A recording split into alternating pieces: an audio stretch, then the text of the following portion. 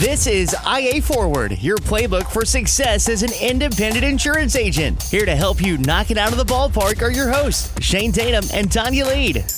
Welcome to IA Forward. A few podcasts ago, we talked about hiring people within your agency and figuring out you don't need someone exactly like you. If you're a hunter, you need somebody that's going to take care of the specifics within the business. If you're hiring somebody, figure out what you don't do well and hire someone to do that. Or figure out what you really dislike doing and hire somebody to do that. Which are generally similar. Things you don't like and things you don't do well. Like, I'm sure there's plenty of people out there, super talented people that are really good at something they don't like. But I haven't met a lot of those people. They may be able to get by. They may be able to allow their talent to get them through something, but that doesn't mean they love it. If I don't love something, I'm probably not passionate about it. If I'm not passionate about it, guess what? I can't be the best at it. And in case y'all don't know, that quote was on my email signature for years. Tonya was trying to make me happy, and she put that on her email signature to brag on her boss and all that. And it was very appreciated. It's a true thing. If you're not passionate about it, then you probably can't be great at it. If you're not passionate about it, you probably don't love it. We are just these creatures that we just don't do well at things that we don't love. I am terrible at paperwork. Why? Because I hate doing paperwork. That's why. Not because it's not important. There are people in our organization who love paperwork. Matter of fact, my beautiful wife, she is a numbers person, and I maybe paper stretch, but paperwork comes with the accounting world. And she loves to do her numbers every day. If she could just sit down and write her row of numbers and calculate those numbers and then do it again, she is so happy. As long as she didn't have to talk to a lot of people, make a bunch of words, that would absolutely make me want to crawl into a fetal position. We are different people. And the fact that she is so great at what she does allows me to love what I do because I don't have to do what she does and I'm not good at what she does. And guess what? We still haven't gotten her on this podcast because we actually got her on a podcast one time. We had the Christmas episode with Julie and the cute boy. She wouldn't do it by herself. And we had to talk about something that she absolutely loves, Christmas. We couldn't talk about insurance. We couldn't talk about our jobs, our work. We had to talk about Christmas, which obviously she loves and is willing to talk about. But you got to find those little special areas to get her to do what I love to do, which is talk. When I started working in this industry, I was actually shocked about the number of agency owners that were natural introverts. I had been around people within the media industry for so long that on-air personalities tend to be introverts. Your salespeople tend to be extroverts. And I made the assumption that salespeople within the insurance industry would be mostly natural extroverts. And I was really shocked to learn that as independent agency owners, that was not usually the case. I struggle with this. I struggle with the introvert-extrovert thing in the insurance industry. We always talk about seeking hunters, not farmers.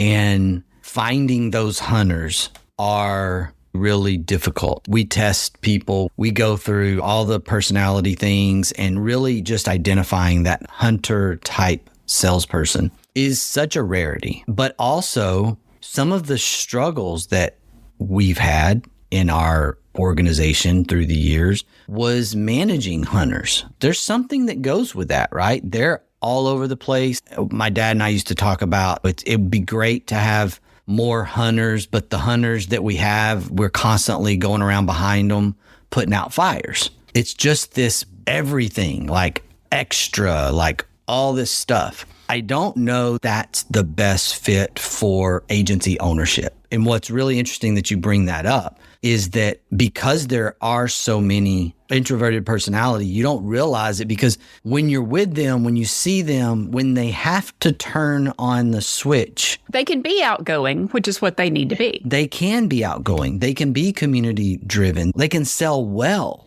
which is why we see so many of them within our organization and our agency network have so much success, is because a lot of them came from the captive system and now they're in the independent system, and now they've been entered into this idea of having choice for their consumers, even in a crazy marketplace like the last year or two. And they still have this choice, and it's like kid in the candy store and the introvert switch can flip. That is different than extrovert. If we're going to equate extroverts and hunters, if those two things seem to align, then things about that group of people, which is a smaller group, we deal with a lot of problems. Like we deal with calling the underwriter and apologizing and, they don't cancel their appointment. They just had a rough day. They're the ones that just go off on the wrong people. Like they have a really hard time doing the ownership level things. And you almost want to say, hey,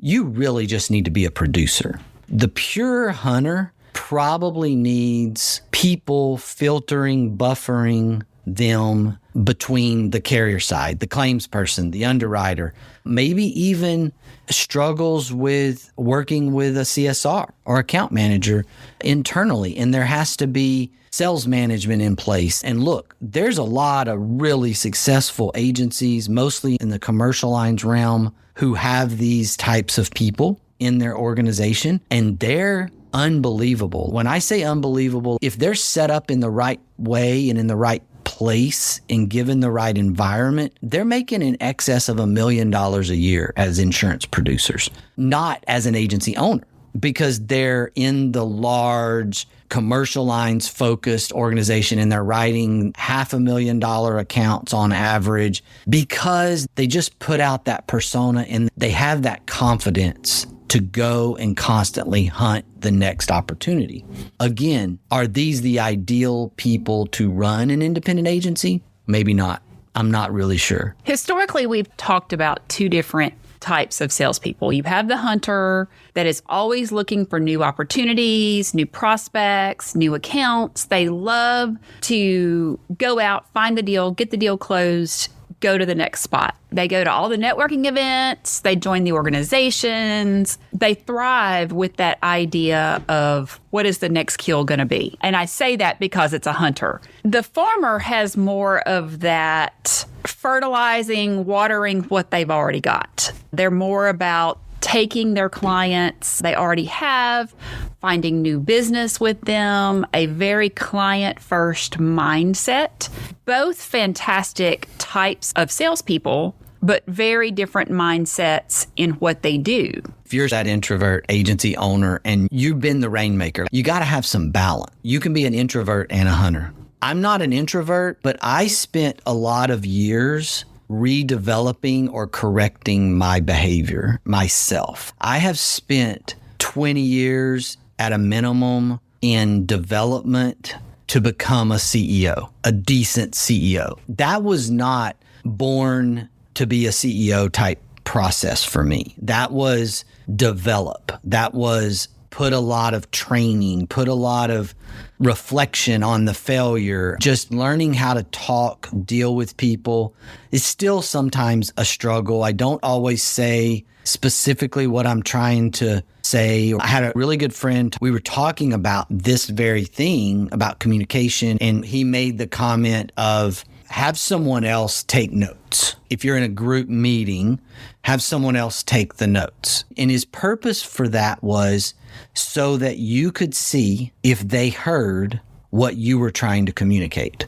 Because if they write down what they hear, which is natural, but you were saying something completely different in your mind, there's your disconnect. You take a hunter personality, extrovert hunter, and you put them in a CEO spot, which is what we do in some cases with independent agency ownership, and you say, become a CEO now with no practice, no training, no development, you're going to see some struggles. You're going to see that person have some employment churn. There's going to be a lot of things that happen there. I'm still learning. I'm still developing, and I've been at it for 29 years. If you think about that and you put yourself in that seat, why would you, as the rainmaker, just automatically think that your best bet for growth is to go hire a hunter. You're the hunter. You're the rainmaker. You need somebody who can help you sort this stuff out. When I first started out in the media industry, I had two mentors, and they were such polar opposites that I look back now and I don't know if that's why they were best friends and worked so well together, or if they were just thrown in an office and had to figure out how to work together. But it was one of the two. And Miss Pat, to me, was Sophia Loren incarnate. Everything about her, from the way she looked, the way she spoke, the way she dressed, the car she drove, everything about her was Sophia Loren. And she was a farmer, extremely successful salesperson, knew how to take care of a client long term, knew how to really make people feel special. And then we had Marty. And Marty was the quintessential hunter. I have never known anybody in my life like her.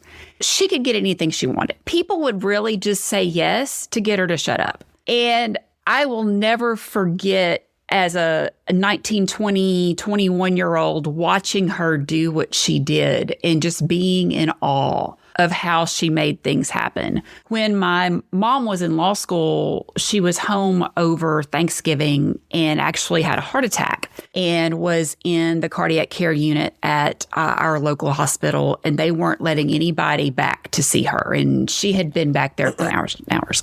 And I'm trying to negotiate to get Dad and I back there and whatever. Well, at the point that we finally, after 6 hours, got to go back there, I hear this voice as we're walking down the hall, and it is Marty's voice. And she was the sales rep for the hospital and apparently had been in my mother's hospital room for the last 2.5 hours telling everybody what they needed to be doing. And by the time we got in there, my mother was like, just get her out. It didn't matter to Marty that people had told her no. She was going to find a way to get a yes. And I feel very blessed to have been mentored by this dichotomy of personality types from a sales perspective. But there's a third type that we don't ever talk about that, from what it looks like, I think is more who I am, and that's a trapper. I know what a trapper is in East Texas, but I'm not really sure that we're talking about the same things. I want to hear more. It's a salesperson who thinks that understanding who your target audience is, buyer personas, and figuring out how to sell based on where they are in the journey. Figuring out a way to communicate the value of what the person needs where they are. Thinking that things like testimonials and case studies and social proof and figuring out how to use success to inspire people to do business with them. You know how I feel today about information selling, being an expert, but not being a hard closer, hard bully salespeople. We go back to the 80s and so forth, and we get into this kind of understanding of this salesperson persona that we made fun of on Saturday Night Live. And I've moved to this informational expertise. We would call it consultative selling in some ways. That maybe is a mashup of farming and trapping. But I really think that evolution of sales is interesting because I've been saying for several years that it's a marketer's world.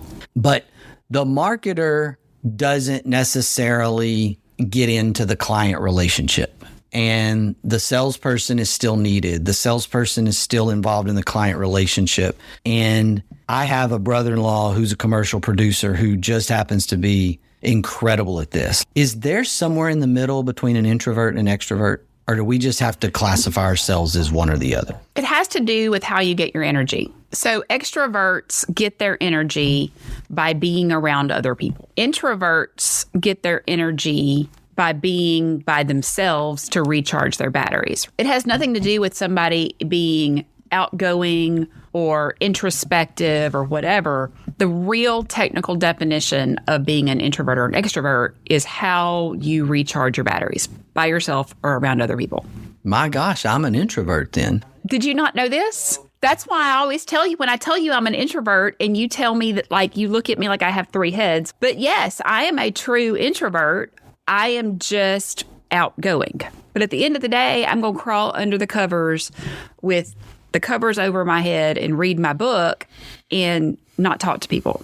This is why this is so difficult in business ownership, is figuring out, first of all, who you are, and then figuring out what to do about that. And most of the time, independent agencies are successful in the beginning because the owner is the best salesperson. And trying to just duplicate the owner's success is a frustrating struggle for the owner. But when the owner surrounds themselves with people who can do the things that they don't want to do, or that they're not great at, or that they're not passionate about, that's when you see that sales success continue to blossom and the agency continue to grow. That's where we come into this maybe mistaken kind of thought process where we think we just need to hire a bunch of hunters and let them hunt. And that's where I see a lot of agencies go wrong. But that makes sense, because I need the person that I hire to pay for themselves.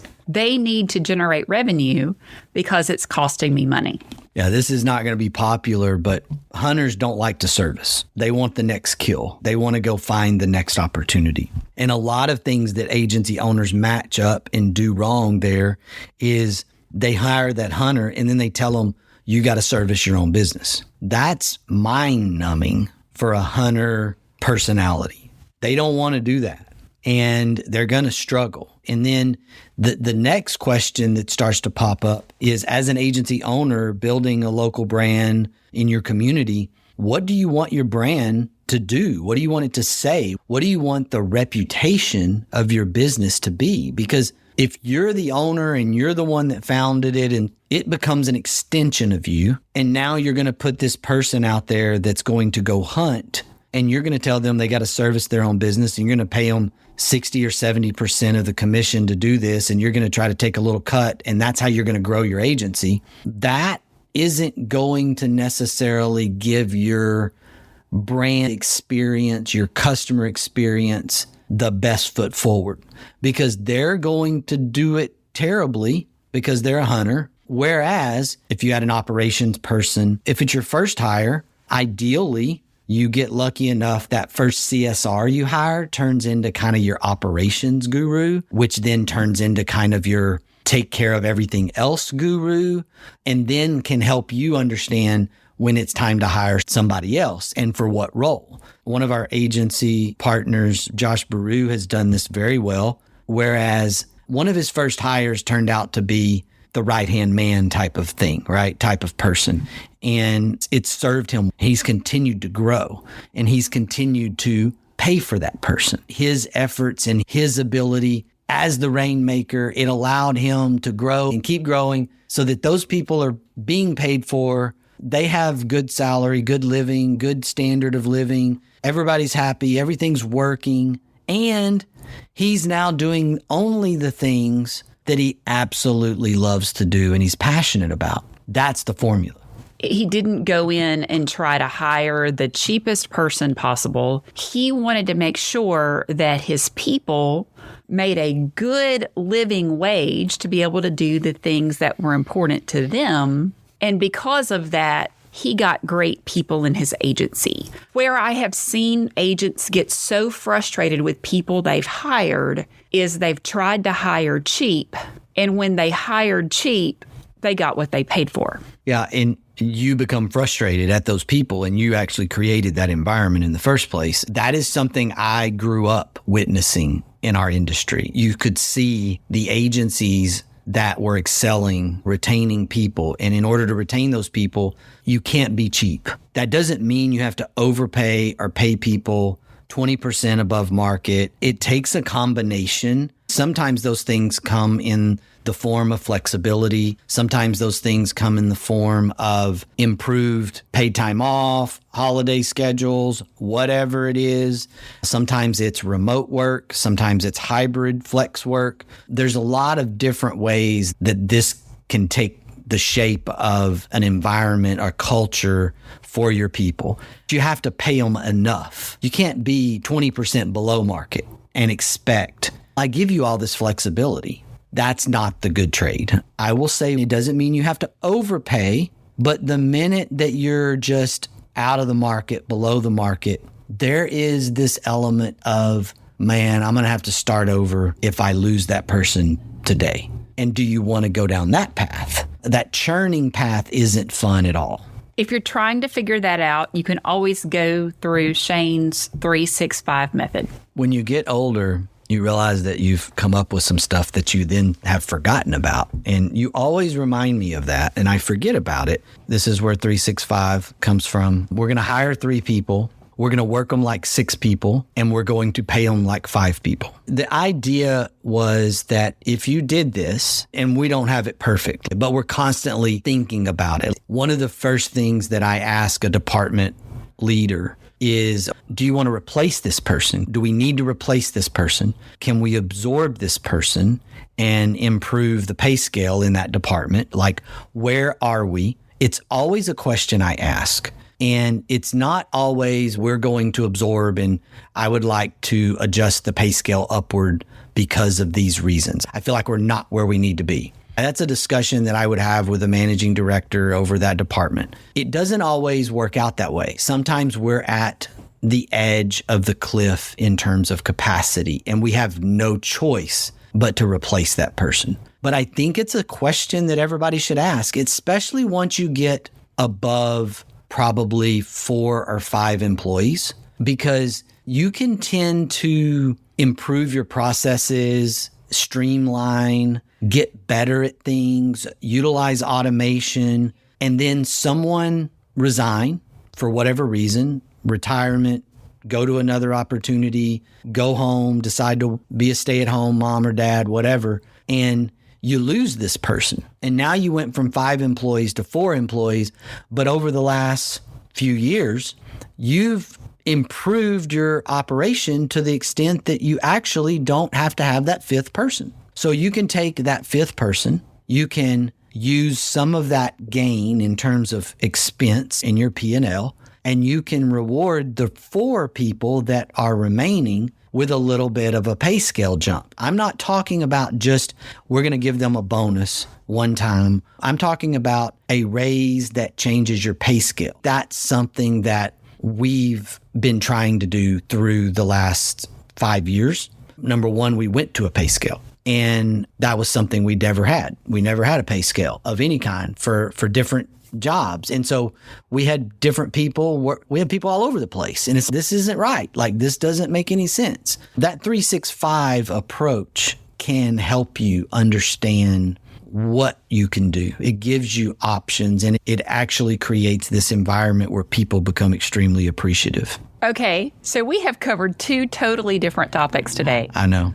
We started out talking about sales personas of hunters, trappers, and farmers, and figuring out, okay, what sales persona am I, and how can I best develop that, and then try to pick up some traits of the others. And we've ended up somehow into who we should hire and how to take care of our people. I love that. I love the randomness that happened over the last 25 minutes. Is this the most squirrel moment-oriented podcast in the history of podcasting? No, we've squirreled worse, trust me. Our producer would attest to the fact that we've had much squirrelier episodes, but this was a good one for sure. I think it's all important. I know we started out hunter, farmer, what type of salesperson, but we really landed with if you're trying to hire people early on in your agency life, maybe you don't need to hire a hunter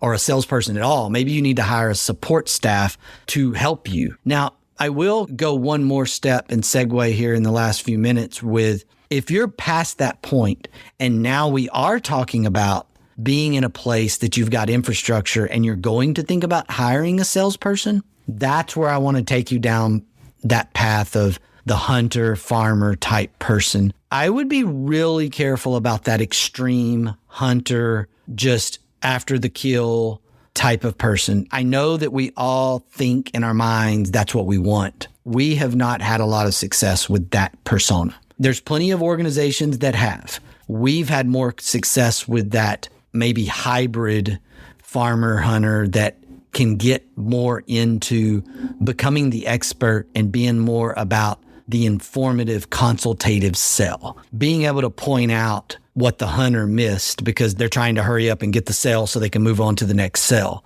We've found many prospects that became clients that were not insured correctly with this expertise approach, with this risk management consultative approach. So if you are ready to head down this hiring a producer, hiring a salesperson role, then think really long and hard about whether you truly need the pure hunter type personality or whether you need something slightly different than that. If you find a fantastic hunter, expand and sell life insurance and send them on their way. Let your hunter be your expansion into life and health. There you go. They make really good life insurance guys, and don't try to take the life insurance guy and turn them into a property and casualty producer. But you're right. Tonya's right. That's a great place to think about expanding into if you have that type of personality that you just can't pass up.